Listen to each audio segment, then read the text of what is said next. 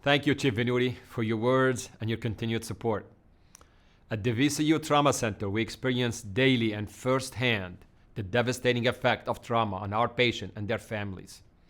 So the importance of understanding and reducing the risk factors that can cause these devastating injuries cannot be overstated. That is why, beside excellent clinical care, one of the essential missions of the VCU Level 1 Trauma Center is the reduction and prevention of injuries and violence through ongoing hospital community-based prevention and intervention programs, education and training, and innovative research and committed community engagement and outreach. These programs can be life-changing and life-saving. That is what makes us unique, what makes me proud to be part of this team. Another resource we have for trauma survivors and their family members is the Trauma Survivors Network. The Trauma Survivors Network enables the VCU Trauma Center to bring together trauma survivors and their families to connect and support one another. From this program, we also developed our peer visitor program, where previous trauma patients visit with current patients and their families to guide them through their stay and help normalize their experience. Through our injury and violence prevention programs, our dedicated staff help so many. They help people with difficult and challenging situations in their life or environment putting them at risk for injury. They help people who are experiencing community or intimate partner violence, people struggling with drug and alcohol dependence, or people victims of distracted driving. We provide tools to safeguard against falls. We also provide psychological intervention services and mental health support. In collaboration with our Center for Trauma and Critical Care Education, we educate the public on how to stop bleeding from major injuries with our Stop the Bleed program.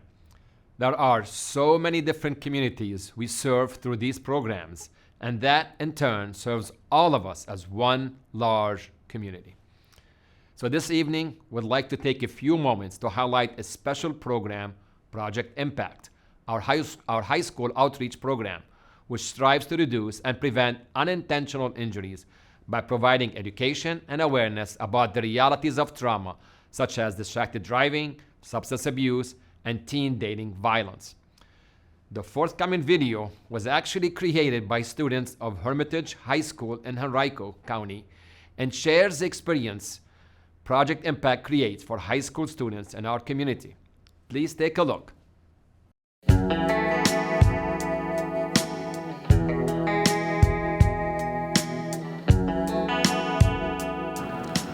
Today was basically a dramatization between the high school, VCU, Henrico Fire, Henrico Police, and basically what we did is we wanted to show the students what exactly can happen if you're under the influence and driving at the same time.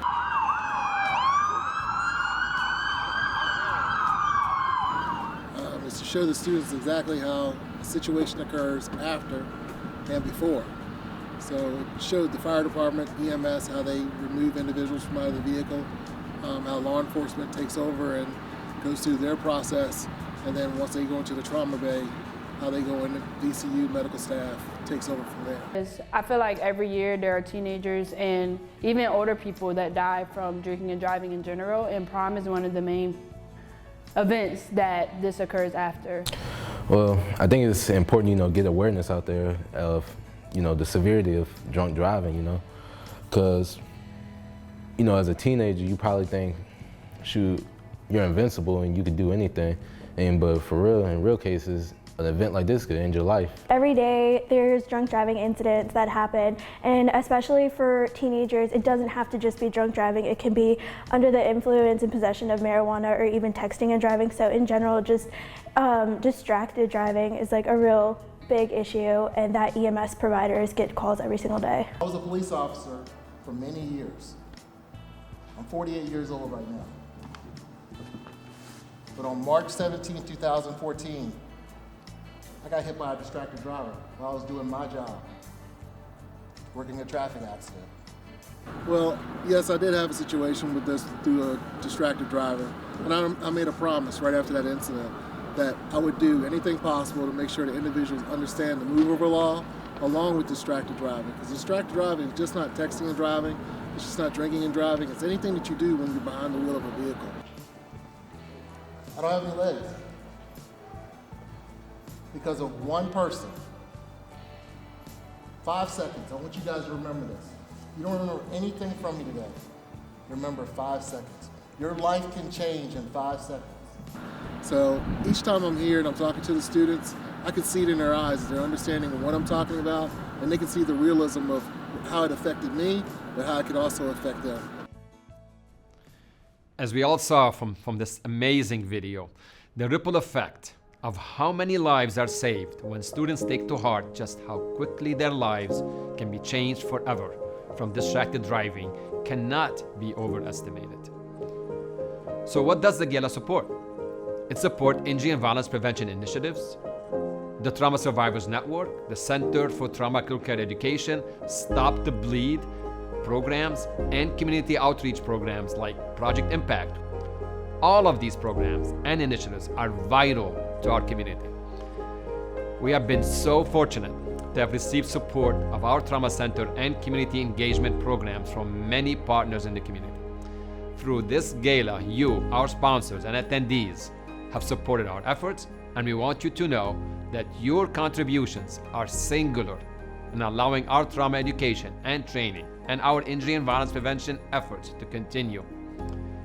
The long-term strategic vision for the Trauma Center, our Center for Trauma and Critical Care Education, and our Injury and Violence Prevention program is dependent on private support, support from foundations, support from corporations, and support from special individuals and families like all of you watching tonight. So I humbly ask that if you are able to, would you kindly give tonight to support all of these efforts to help our community? There should be a link to our giving site appearing on your screens now. One of the most special types of support we receive comes from trauma survivors who give back to help those going through what only they uniquely understand. Cole Sidner was the first recipient of the Trauma Survivor Giving Back Award, and Dr. John Reeve Cantwell and his wife, Dr. Jordana Crone, have provided an endowment in honor of Cole. This year, the Cole Sidner Trauma Survivor Giving Back Award will be given to a very special trauma survivor, David Gerard. On July 12, 2011, David Gerard's life was dramatically changed.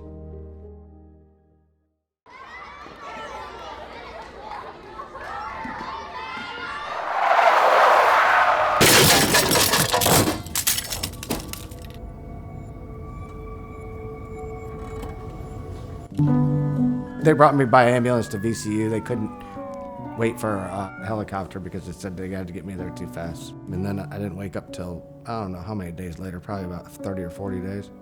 I couldn't talk because I had a trach and a breathing tube. I was like, what happened? They told me I'd never eat again or never walk again. I had countless amounts of surgeries.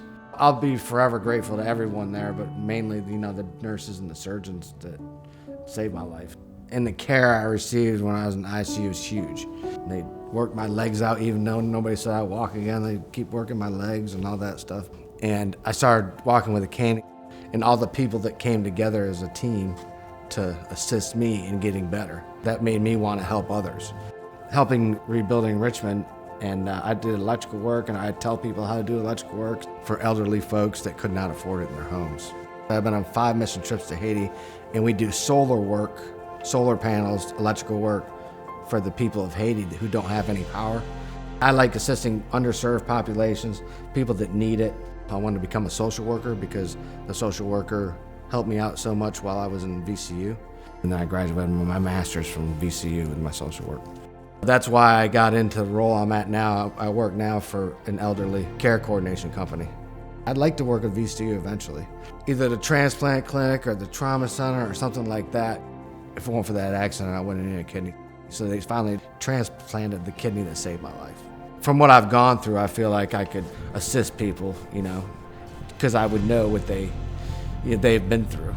The accidents kind of opened my eyes a lot, and just giving back to people makes me feel a lot better.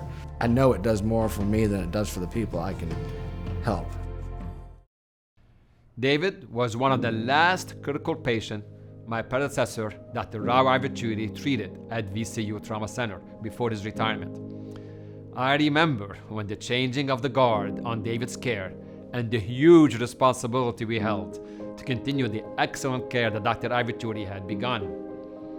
David's traumatic injuries brought him to VCU, where his life was saved, and the caring physicians, nurses, and social workers, and countless others helped him navigate his new normal life, which ultimately led to an unlikely recovery, a unique relationship with a life-giving friend, and the ability to give back to others through a career and social work that he had always wanted. David's story is a perfect example of how saving one life can have such a huge impact. David is one of the people whose ripple effect in surviving his injuries has truly benefited countless others. So it is our great pleasure to present the 2022 Co-Sidner Trauma Survivor Giving Back Award to David Gerard. David, we would love it if you would share a few words. Wow, thank you very much for me receiving this award for a Co-Sidner trauma survivor giving back. It means a lot to me, and giving back to others means a lot to me. So I'm really happy to receive this today. First of all, I'd like to thank Dr. Ivachuri for being not only a surgeon and saving my life several times, but being a friend of the family and always speaking with my family before speaking with me. And along with Dr. Abitanos, who was had a big impact on my life also. The phenomenal nursing team they have in the trauma unit, STICU unit. I can't go through all their names, but they are some of the best people I'm friends with still to today. And that my accident was almost 11 years ago, I think. So they saved my life on several occasions, brought me back, and they mean a lot to me, and I can never thank them enough. And that's something I've learned a lot the past 11 years, is helping others, because so many people helped me. I kind of wanted to give back to the community. So I went to school for 8 years to get my master's in social work here at VCU. And I have a job doing that now, serving underserved populations that what I've always wanted to do. The only other person I feel like I have to thank is my beautiful wife, Amy, who's been through a ton with me. She's my love, she's my caretaker, she's my everything. And if it wasn't for her, then it would have been rough. But you know what? She's a lot stronger than I am. So, I got a few pushes from her too. But anyways, thanks for this award, and I appreciate everyone thinking about me. Let's share some love with David in the chat. Tonight, it is my privilege to help call attention to and honor a group of shining knights who protect and save lives every day in the face of every challenge, be it mass casualty, civil unrest, or global pandemic. Tonight, we will be telling our story a little differently than you may recall if you attended Shining Knights Galas in the past. This year, we have shifted our focus to highlight the collective and sustained impact across the years in saving one life. We will see not only the immediate effort to save one life that would not survive anywhere else, but also the downstream effect and impact of saving a life. With 165,000 lives saved at the VCU Level 1 Trauma Center, I submit that the effect is immeasurable, and the consequences of the heroic efforts of the Shining Knights is truly told to the lives of those they save. Through the years, the VCU Trauma Center Shining Knight Gala have served as a time and a place to share patient stories of survival amidst great adversity and explain how it takes dozens of coordinating EMS providers and paramedic, nurses, trauma surgeons, other specialized surgeons, and multitude of other ancillary health disciplines at VCU Trauma Center, working together to save one life. Few people know all that goes in to saving one life, and it's hard to comprehend the impact the person whose life was saved has on the world. But the ripple effects on these countless lives is what we do, what our Shining Knights do. We give back fathers and mothers, children, siblings, friends, so they can go on and make their communities better and give back to the world. And we repeat this process 4,500 times a year. We always say that our Shining Knights are just a representation of countless others who work tirelessly to save lives every day, year after year. This year, we have interviewed some very special Shining Knights, and we are highlighting them, asking them to share their stories of trauma patients who were close to death but survived because of the orchestrated, seamless care provided by the professionals and associated with the VCU Level 1 Trauma Center. So these trauma survivors live on in memories easily called to mind by the Shining Knights who come together and save lives every day. So we will now take you through the entire spectrum of care, the journey of many of our patients across the years, through the eyes, words, feelings, and experiences of these Shining Knights. You know, in a heartbeat, your life can change. And when it does do that, it gives you some comfort to know that there are people out there who are dedicated to making sure that if that is your day and you have that traumatic injury, your first responders, your police officers, your doctors, your nurses, all the medical staff, all of those people that are involved in saving one life, I just think they're all heroes in our book. I'm here because of the VCU team.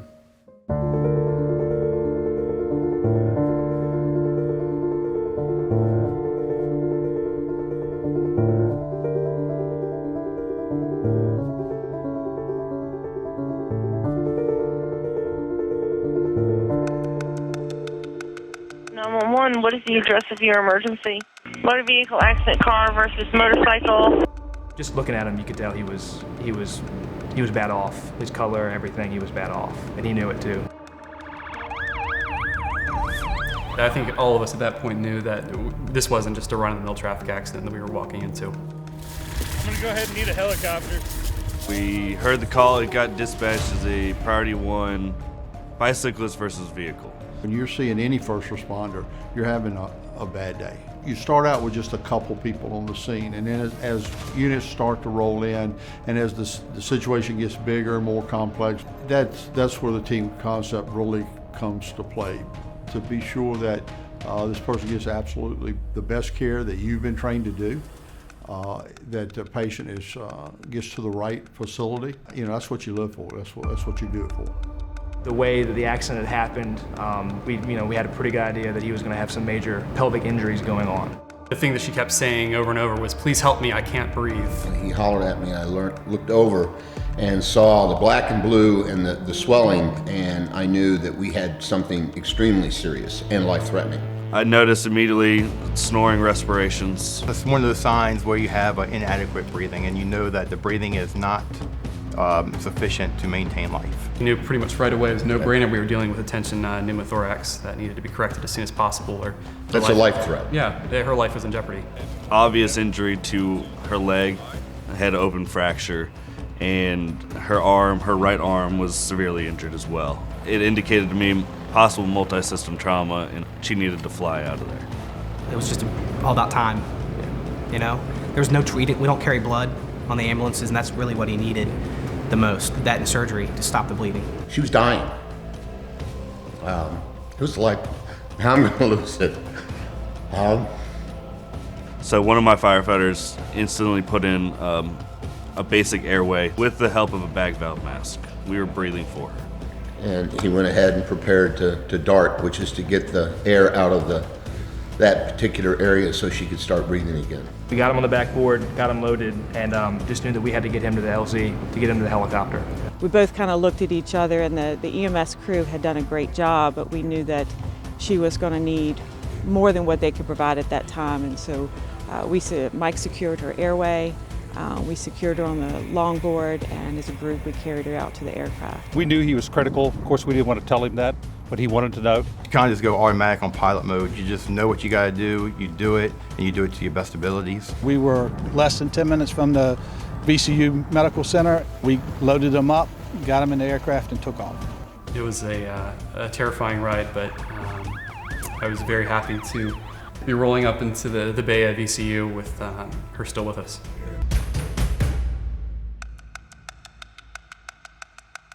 I get to see with my team the patient immediately after the acute event. In trauma, you have to think multi-organ. What are the injuries to each of the organs possible? Trying to stabilize their condition, resuscitate, stabilize, see what's going on. And having a team there helps a lot, because it's never really an individual attempt to stabilize the patient. We heard we were getting 3 critically injured firefighters from a collision on the interstate. Our whole team is assembled for our Delta and Echo trauma team alerts, and we have a very systematic approach. We approach these things in a very staged manner. We take care of the most life-threatening things first. Dr. Ferguson, before anybody got there, kind of got us together and said, I just want to let you guys know there was a fatality. You know, it wasn't just close to home for us. I mean, it was home. These were our brothers. When she arrived in the trauma bay, she wasn't doing much, and in these situations, when we like to see the more movement the patient has, the more eye-opening, the more even noises the patient's making, the better. And I can recall nothing was going on. This was extremely worrisome. And ejection from a vehicle always alerts you to multi-system trauma because it's you and the pavement or whatever you land on. We were concerned, as in any trauma, with her airway. That was our #1 concern. He had multiple injuries where he was bleeding from. He had liver injuries as well as pelvic fracture and a really severe femur fracture, all of which have massive blood loss. We did our primary survey and did the things we had to do and got her over to the scanner as quickly as possible. Our worry here was for head injury, and unfortunately that worry came true. When we finally did get him to the CT scanner, I had blood hanging on him, and I remember stopping the CT scans because his pressures were dropping, and I just went in there and I put the lead vest on, and I just, you know, while he was getting his scans, I'm just squeezing this unit of blood into him, and, you know, I wasn't gonna let him die on that CT table. After Dave came back from the CT scanner, we could see that he was no longer maintaining his blood pressure, and it was fairly obvious that he would need to go to the operating room for control of intra-abdominal hemorrhage and also for hemorrhage from his pelvis area. She had 2 types of head bleed. She had bilateral injuries to the arteries that supply her brain. A lot of the things that we have to be most fearful of are the things that we can't see. We knew right away that he had a serious leg injury. We trust our orthopedic colleagues to take care of it. Our job was to find the injuries we couldn't see, concentrate on everything else, find what can kill him sooner. Are there collapsed lungs? Does she have a liver laceration? Does she have a splenic laceration? We're constantly communicating throughout the whole process. As far as the doctor's perspective, we are minute to minute with every change. While we're at bedside, everybody's aware of what's going on. I think that's part of the success of our trauma program is that everyone's at the bedside. We're not doing this in silos where we're handling one thing and then having to tell a story over and over and over. So it was kind of fluid. Once the decision was made, Dave went to the operating room. It's just a whole team and it's a group effort. And then we just have a quick handoff in the OR because, of course, by the time we get there, they have a heads up and they're ready to work. I mean, they're ready to do what they have to do to save his life, and it happened just like that. It was quick. Our shining knights are able to set their emotions aside and let the challenges of critically ill patients push them to work harder on behalf of their patients who cannot advocate for themselves. They are exceptional in their areas of expertise and don't let the severity of what they are facing impede what they need to do to care for patients. They work seamlessly as one team.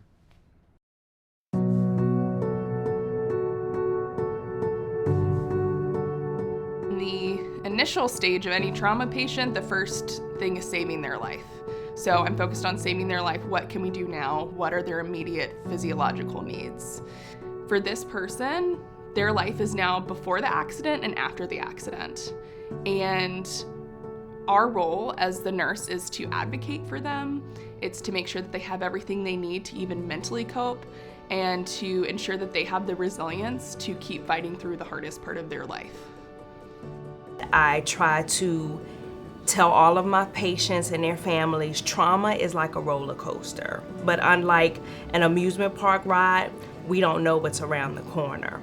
I cannot tell you how this is going to end, but we're going to get on the roller coaster and we're going to ride it. As we dove into his injuries, into the abdomen and the chest, we quickly realized the amount of injuries and the severity of the injuries. Fractured multiple ribs, also lacerated the lung, lacerated his diaphragm, caused the highest grade of injury to the liver, it's a grade 5, bleeding profusely, and we had our massive transfusion protocol. He also had a grade 5 kidney injury. Our approach here is the multidisciplinary team. The trauma team comes first because it comes as an ABC, airway, breathing, circulation. We need to first save life, make sure it's breathing well, then it comes to circulation. So the biggest thing for pelvic injuries, these are massive injuries. So it's not just a skeleton. There's a lot of other things get damaged together. And the biggest thing for an orthopedic surgeon, for me, to look at is to stop the hemorrhage because they bleed a lot. The trauma team are the quarterbacks in this scenario. By and large, if they decide they need us, they call us and we come running, more or less, drop what we're doing and we open up a room. Not too infrequently where the interventional radiologist gets involved is bleeding in the pelvis. It's just a difficult area for surgery to work. The usual treatment in a scenario like this is using a clotting agent that we can inject through the catheters into the arteries. You know, when I first saw her, I'd already been to the operating room, already had interventions by neurosurgery. It was amazing, given the extent of her injuries, how much had happened already by the time I first saw her, which was, you know, just a couple short hours into her arriving here at VCU. I could tell how sick she was, just not even looking at her, just by looking at all of the machines, all of the wires, all of the drugs that we had her on.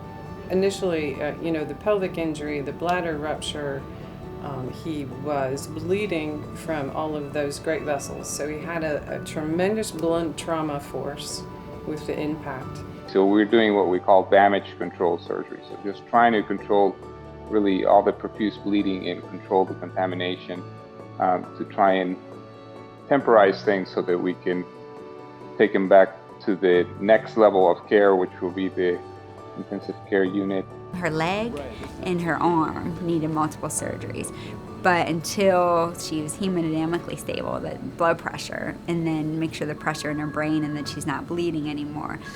So that's where we kind of focus with this. The rest of it we'll manage and we'll get there. In the first week, we had him as fixed as we thought he was going to get. We were going to transfer him out. Yeah. And the very next day, he turned jaundice, and it just became a cascade of bad complications, one after another. Basically, during the first day, I'm trying to keep her alive. We're on 3 different blood pressure medications. I know she has 10 broken ribs, and that's just on one side. She was really busted up. Been in a bad accident. I remember just bruising all over, very frail. A lot of lung injury that kept us busy for a while. We have a lot of expertise within the respiratory therapy department, and they've been through many traumas, and so they know how to quickly move to get the mechanical ventilator started, to move the patient to the CT scan or immediately to the operating room, and then back up to the ICU safely for those transports and be on the same wavelength as the rest of the team for the plan of care.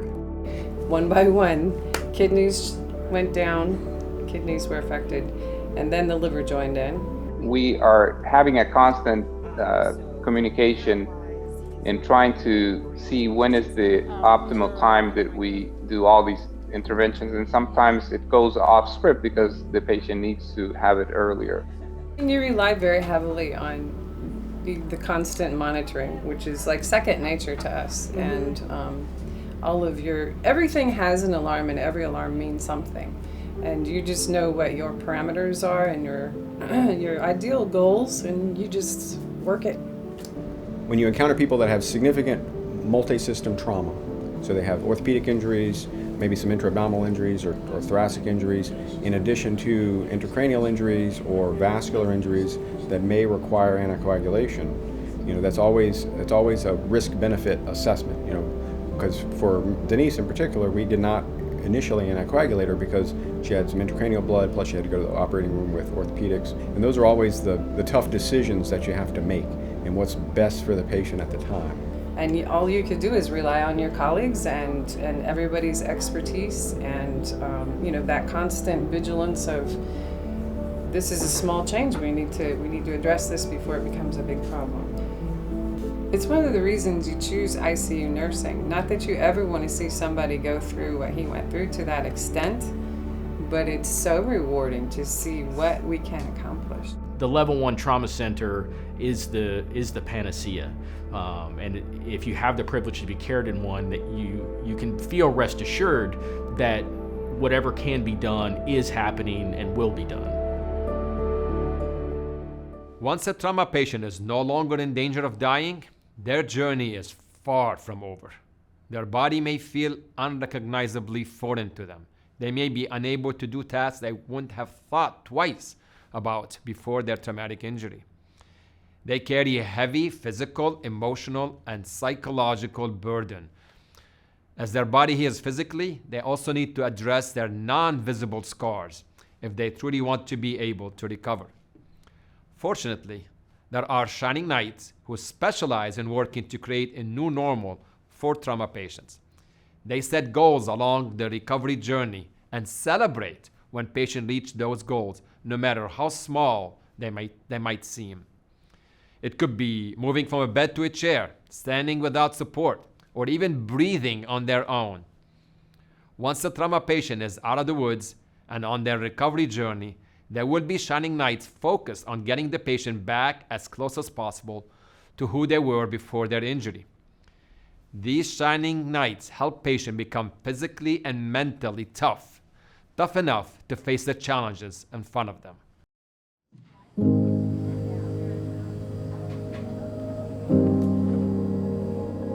As soon as they tell me like we're getting a patient, you have to get this ready, I'm on it. I'm like, okay, we got to get the procedure room set up if it's like a big burn. Our unit would not work without our teamwork. Like complex wound cares, sometimes we need like 6 people in that room just to get it done. They had taken excellent care of her up in the surgical trauma ICU and just were ready to the point where like it was mostly a respiratory wean, where she was transferred down to us to see what we could do to get her off the ventilator. She was still quite ill. She was having a lot of trouble breathing on her own. She was requiring a lot of respiratory support. Had some anxiety around all of her injuries and what she had been through. And so we just took it sometimes hour by hour, day by day. Making sure that she had a patent airway was always a top priority. And once it was there, making sure we did things to help keep her airway open. For instance, making sure she's getting medications to keep her lungs open, make sure she can breathe the gunk that's in there, get that out. We kind of monitor and try little breaks off of the ventilator each morning to see how she can do, and then trials throughout the day. Once we were able to convince her that she was going to be able to breathe on her own and be safe doing that really took away a deep level of anxiety that she had. You get to see the patient sometimes very early on, and more where they have more surgical needs. So there could be a lot of tubes, a lot of things else that family members would be like, oh my gosh, this is never going. But we're trying to look beyond that. Say, okay, let's look for the potential. Let's see what we can do, and we can kind of see how the patient improves on the acute care service. Then comes down to the rehab service and really starts working hard with therapy. And you can really see patients that thought, well, I'm not really going to be able to do much. You come down to therapy, and it's like, wow, look what I'm able to accomplish. She had ortho injuries, she had trauma injuries, she's had the abdominal surgery, and then she also had the burn injuries on top of that. So our biggest barrier initially to mobility with her on the first day and continuing on into her therapy was pain.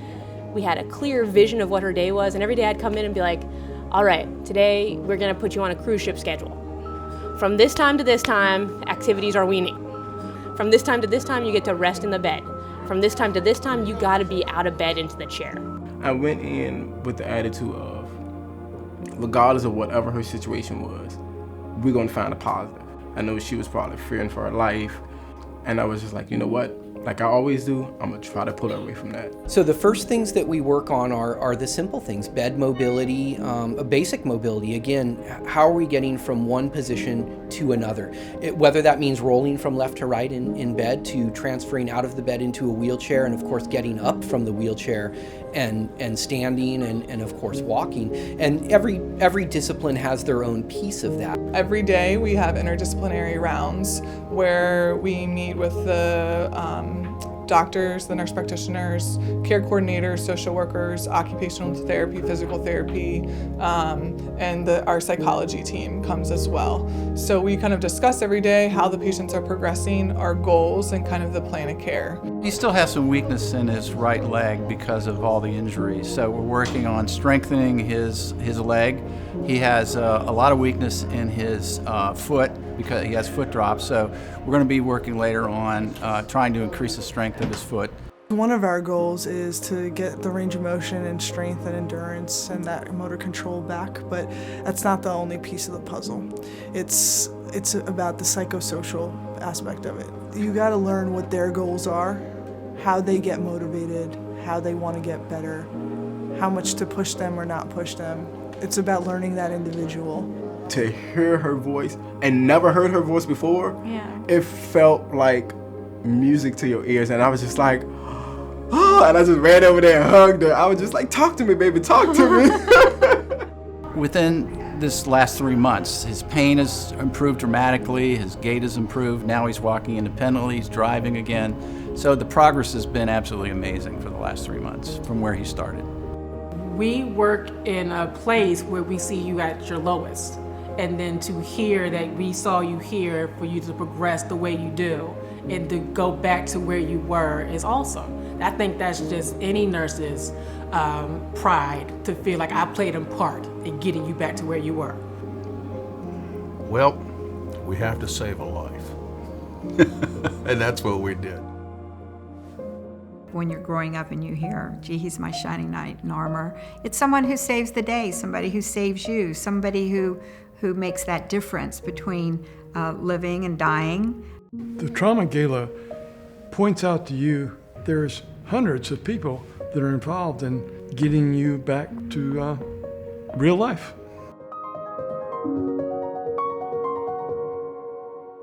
So the personal memories our Shining Knights have just shared are merely a snapshot from among thousands of real-life stories that create the big picture of what the VCU Trauma Center is able to do. Every year, thousands of trauma patients undertake a journey from devastating injury along the bumpy path of recovery back to their families, friends, and lives, back to their communities. Only trauma survivors like Betty Warstein, Nick Watkins, David Johnson, and the other patients we learned about tonight, along with their families, truly understand what it is like to be on the brink of death and face the unknown, and then recover and go on to lead happy and productive lives after their traumatic incidents. Will they survive, and what would their lives be like if they do? Who will advocate for them when they have no voice or expertise? Who will make the difficult decisions to ensure the best possible outcomes?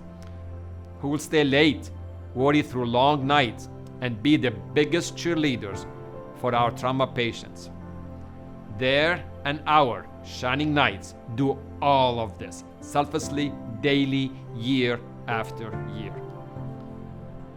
So without this seamlessly orchestrated care provided by their Shining Knights, patients would not survive. It takes a village, and we are that village of providers that makes VCU the only comprehensive Level 1 adult, pediatric, and burn trauma center in Central Virginia, and the best Level 1 trauma center in the country for all trauma survivors and their families. It is now my honor to call the names of our Shining Knights and the years they were recognized as Shining Knights. Please feel free to cheer your loved ones on or just show your support for all the Shining Knights in the chat. Mike Abbott, Flight Paramedic, MedFlight, 2017. Marcy Akers, Care Partner, Evans Haynes Burn Center, 2022. Rahul Anand, Trauma and Acute Care Surgeon, 2014-2019. Ashley Barner, Emergency Department, 2019. Philip Breidenbauer, Physical Therapist, Sheltering Arms, 2019. Brian Cameron, Department of Neurosurgery, 2013, 2017, 2022. Francisco Chiwidian, Department of Emergency Medicine, 2022. Daniel Coughlin, Firefighter, Paramedic, Goochland County Department of Fire, Rescue and Emergency Services, 2016. Jeffrey Elbick, Interventional Radiology, 2016. Jeffrey Ferguson, Department of Emergency Medicine, 2019. Larry Flores, Department of Emergency Medicine, 2019. Jamie Graf, Flight Nurse, MedFlight, 2017. Catherine Grossman, Pulmonary and Critical Care Medicine, 2015. Mike Hanville, Paramedic, Takaho EMS, 2015. Robert Hawkins, Respiratory Care, 2009, 2015, 2019. Philip Hillman, Firefighter, Paramedic, Goochland County Department of Fire Rescue and Emergency Services, 2016. Mural Javadafar, Outpatient Physical Therapist of VCU Sports Medicine, 2018. Taylor Jennings, Surgical Trauma Intensive Care Unit, 2022. Lenny Jones, Flight Paramedic and Trauma Center Communication Room Manager, 2022. Julie Kasmarsik, Department of Emergency Medicine, 2015-2018. Richard Coons, Physical Medicine and Rehabilitation, 2017. Dallas Larson, Hanover Firefighter Paramedic, 2017. Stephanie Luca, Department of Emergency Medicine, 2017. James Patrick McGowan, Physical Medicine and Rehabilitation, 2012, 2014, 2022. Rachel Middlebrook, Department of Emergency Medicine, 2019. David Murath, Hanover Firefighter Paramedic, 2017. Don Nobles, Flight Paramedic, MedFlight, 2016. Diana Nothacker, Surgical Trauma Intensive Care Unit, 2016. Letitia Perry, Surgical Trauma Intensive Care Unit, 2015. Levi Proctor, Trauma and Acute Care Surgeon, 2022. Edgar Rodas, Trauma and Acute Care Surgeon, 2018. Lois Rowland, Respiratory Care and Pulmonary Function, 2022. Rebecca Rupp, Medical Respiratory Intensive Care Unit, 2015. Jib Anananda Satpathy, Department of Orthopedic Surgery, 2022. Meg Shea, Surgical Trauma Intensive Care Unit, 2016. Andrew Slater, Medic, Takaho EMS, 2015. Laura Stevenson, Neuroscience Intensive Care Unit, 2017. Melinda Teep, Physical Therapy, 2018. Raquel Weston, Surgical Critical Care Fellow, 2019. James Whalen, Trauma and Acute Care Surgery, 2014, 2015, 2017, and 2022. Terrell White, Care Partner, 2015. Shani Cookie Wright, Evan Haynes Burn Center, 2018. Alan Yee, Emergency Department Attending, 2013, 2019.